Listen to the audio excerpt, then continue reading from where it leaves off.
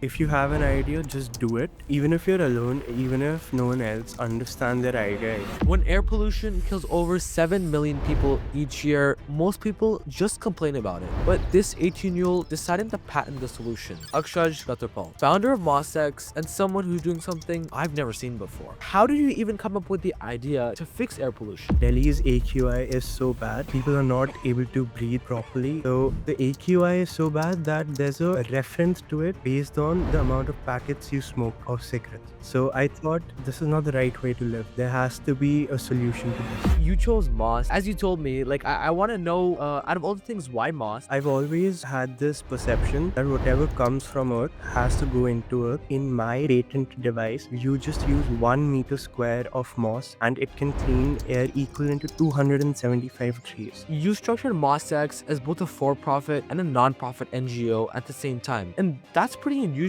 Why would you not choose one? So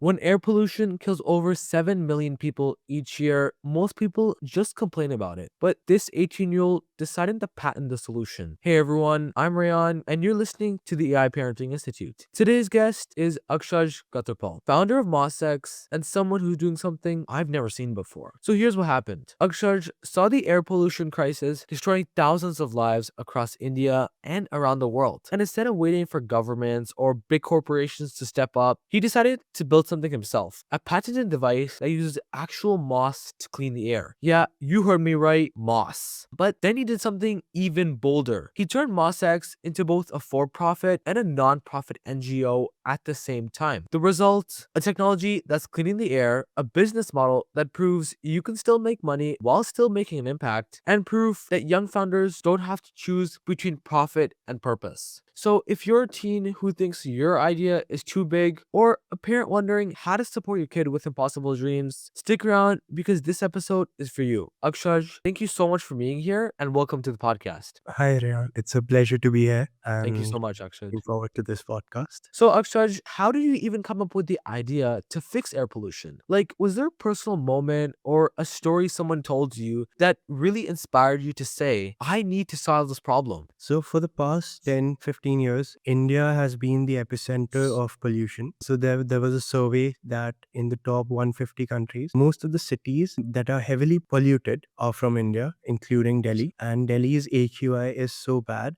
that per day, people are not able to breathe properly. And so the AQI is so bad that there's a reference to it based on the amount of packets you smoke of cigarettes. So it's that bad. So I Oh my was I was just days. looking around and there's smog everywhere and it's not a good way to live. It's the ability to live there comes with a great cost because your lungs are not functioning well and you get a lot of health problems as well. So I thought this is not the right way to live. There has to be a solution to this. Mhm. And I travel a lot. My parents travel a lot. They take me on long drives, Mhm. a long car drives, and so it's a good experience for me as well to look around. And I went to a place in Himachal Pradesh. So it's a state in India, and it's very less polluted. Its AQI is very good. And I went there and I saw that there's a plant called moss, I and it is kind of like a complicated plant because what happens is that it only grows in places where there's no pollution at all and it cleans the air. But Mm. now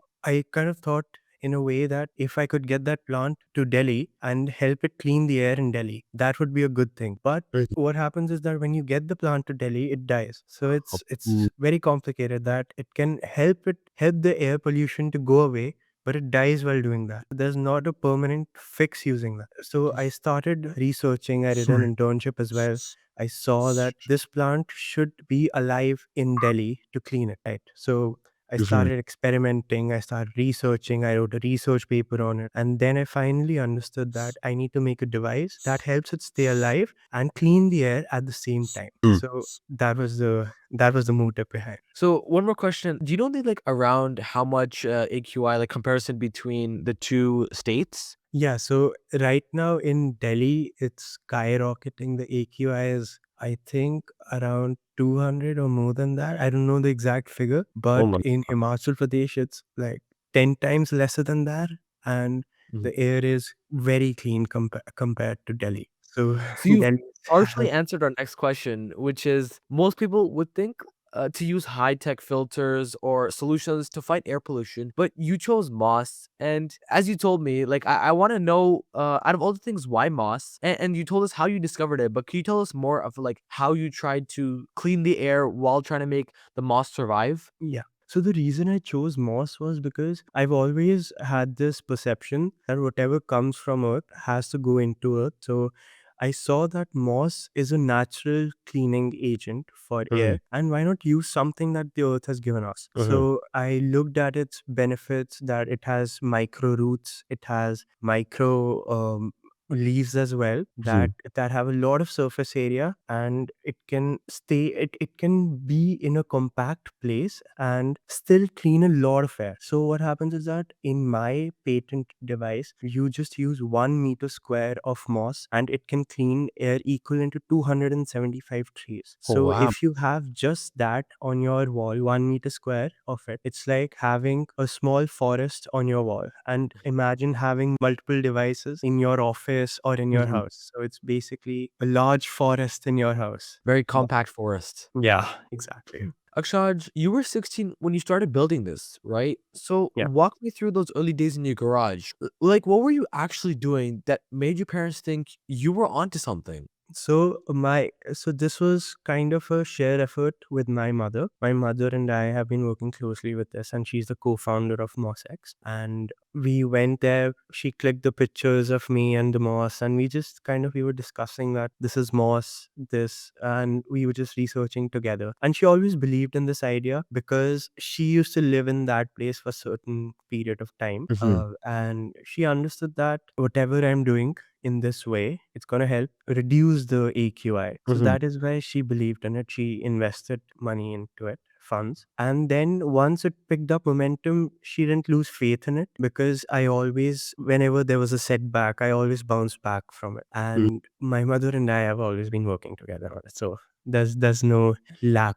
of faith in this project from my You're going on and answering our next questions like you've written this, like read the script. So I was gonna ask you, did you have a team or did you work alone? And if you had a team other than your family, like how did you persuade people to work with you as an 18-year-old? So, first, of course, my mother was there, but then, so after a period of time when there was certain progress, late nighter, all nighters, and all of that, I Mhm, had built a beta app for MOSEX, and I got funding offers from a lot of people, from my mom's friends as well, from other people, investors. mm. I went and did cold calls and got investors, and I recently participated in Hack MIT. From there, I got investors as well. So this charm of having investors attracted a lot of people, including my friends. So the initial team was me, my mother, my best friend, Divyansh, and there are, I think, 7 or 8 of us in India, and we're working on it. And we've hired 2 people as well, and they are professionals. But the other team, the 7 to 8 of us, we are just college students right now. So, Akshaj, I'm really curious. At such a young age, how did you even figure out how to patent something? Like, was there a mentor guiding you throughout your journey, like other than your friends? So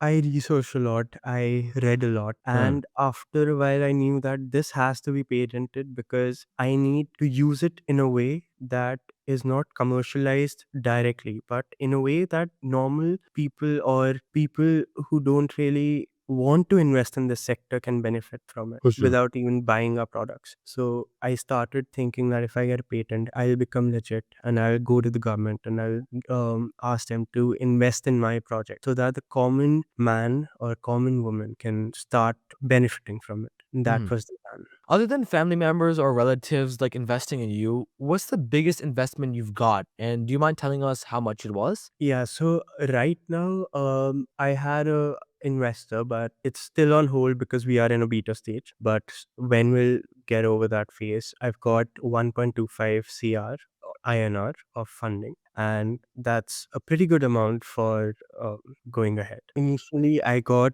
10 lakhs of funding right now from my mother, Wow. and I think that's been pretty good till now. So, Akshaj, you structured MosX as both a for-profit and a non-profit NGO at the same time. And that's pretty unusual. And why would you not choose one? But since you did, what are the advantages of choosing both? So one was that for non-profit, my idea was to give back to the people Hmm. and help them benefit from this project. But in terms of for-profit, I wanted to go into an entrepreneurial field as well, that I can build a business on my own based on this project. But so I have two phases of it. One is that there's the patented device that will be put into public streets or other places so that that can clean air efficiently. But the other part of the project is that people can buy small modules from us, and there is an app that users can use to get the plants delivered to their place. That's the paid version. So Hmm. one is the plant delivery app. That's the paid version, and you can buy the patented modules for yourself. And the other one is NGO, which can just be installed anywhere the government or other people want, so that people can just benefit from it without putting in money. Akshaj, who's actually buying your product? Like we talked about governments, schools, and individuals, but do you think also like a lot of schools are buying your product? Yeah, I think so. I'll be having the partnership soon with my school. I used to go to Shivnal School, Gurgaon, and Mhm. I'll be presenting them the idea that the hallways. So I presented them the idea earlier, but it was not built at that time, fully built at that time. Mhm. But they were very interested in it, and I will be giving them free modules to put them in the lobbies and in the That's really hallways of my nice. classroom. Yeah. Akshaj, what's the biggest mistake you made with MosX, and how significant has it been? So I've made quite a lot of mistakes with Mosaic. Mhm. Some of them were not giving it enough time during my exam, and because of that, our launch date from July went till November and December, and Oh. it was quite a setback because my app designer had to go for a certain period of time, and then the team that was not motivated because of all this. So I had to make them understand that it's just a phase and that will bounce back from it, and we have to work harder even though our exams are going on. We Mhm. have to give it time. So that was the biggest mistake, I think. Akshaj, walk me through what it's like being an 18-year-old CEO. Like, take me through yesterday, for example, from waking up to going to bed. What Yeah. exactly did your day look like? So I'm on a holiday right now, and I have a lot of so my friends who are in Mosaic and who are in India. So I'm in Boston. There's a 9 hour 30-minute gap Mhm. of time gap, and when they are awake I'm sleeping, and when I am awake they're sleeping. So Mhm. I get a period of time when all of us are awake at the same time. So Short I period have of time, to yeah. coordinate during that time, and I have to coordinate during the time when i am I am supposed to be asleep, but I wake up earlier than what is necessary, and Mhm. then we talk a little. I get updates. I tell them that this has to be done, this will be done, and I work on certain apps as well that we're building. And then as soon as I wake up, these are just the calls, and then I start working. And then my friends here, they take me out for dinner or other things, so I Mhm. have to get that time as well. So it's Mhm. it's quite packed. That's what I'd like to say. Quite. Even on vacation, it's still working. It's dedication. Yeah, I have to, otherwise it's going to be stagnant and it's going to take Mhm. 2 or 3 months again. So Mhm. I have to avoid that. Akshaj, you founded Adamsville before MosX, right? So where did that idea come from, and what problem were you trying to solve with Adamsville? So my parents were building a house in Goa, which is a state in India. Mhm. And I was just looking at the architecture. So it has both Portuguese architecture because it was a colony, as well as Indian architecture. So I was quite mesmerized with that, but I wanted certain different kind of ones. And my mom had some other ideas. So I thought, why not make an AR app that Mhm. just gives you a digital platform where you can use AI to create designs, interior design and all of that, as well as exterior designs. So that was one of the motives. And the Mhm. other thing was that I'll be doing real estate staging using that. So I was working on all of that, and I thought it was a very big project using AR and all of that. Mhm. And Mosaics and the other project that I have, these are quite short term. So why not do them first? So I've got 3 projects going on right now, and I've been focusing on Mosaics first, and Which then the second one, which is about stocks using AI, and the third one is Atomville. So Mhm. these are the 3. Actually, similar question, but with your book, most Yeah. teenagers don't think to write a book. So where did that initial spark of interest come from? So when I got into 11th grade, I don't know why, but I had a sudden urge of writing a book because I get very different dreams, and in those dreams I experience certain things, experience certain stories that I'd like to share because they're quite interesting and they have a meaning as well. So I was like, why not put it there in front of the world, and if it's good I'll get appreciated for it, but if it's not, it doesn't really matter. So I just went ahead and it was pretty good. It became a bestseller for a certain part of time, Mhm. and it's got good sale as well. So it's about me going to Switzerland, France, and it's a real story. And I was about to get robbed there, but during that period of time, I had a dream, and I've documented that in the book. Your book is called Eternal Dreams Chaos, right? Yeah, Or is it just Eternal Dreams? it's the eternal dreams of chaos. There are massive corporations with billions of dollars working on air pollution. So, what do you know that they don't? So I think one of the things that I know is that I don't want to profit from any of it. And the other side, the non NGO part, is just a way for me to learn entrepreneurship. It's not about profit making, it's Mhm. just about how to learn the game. And I genuinely want to do good in this sector. Mhm. And I've noticed that this is a very conservative form of reducing AQI because I don't think they will approve, these big corporations will approve Moss or something like that because it is quite different than ordinary air purifiers or something like that because they make more profit.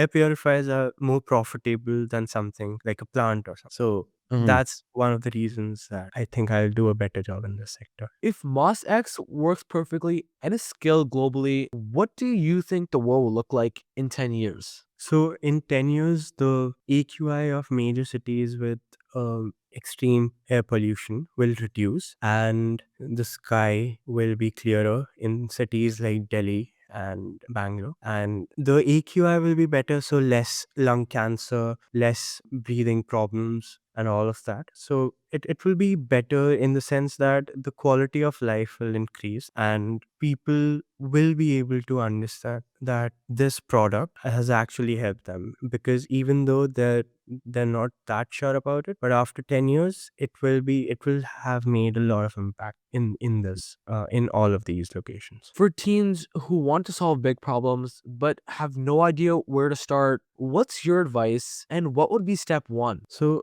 I think if you have an idea, just do it because just start with it. And even if you're alone, even if no one else understands their idea yet, you just have to make a clearer picture by making a beta product. Because till the time it's in your head, no one else will understand because it's just you thinking about it. But if you have something solid and it works or partially works, then people will start believing in you and your idea, and then it just grows from there. So Mhm. just believe in yourself first, and then others will believe in you. So, Akshaj, if you could go back in time and tell your 14-year-old self one thing before beginning this journey, what would it be and why? Don't slack off or don't be lazy because there have been days that I've been lazy, and I admit that it was wrong because I used to slack off a lot and not attend the meetings I was supposed to because I was tired or I was sick. But Mhm. I think if I would have done one or two,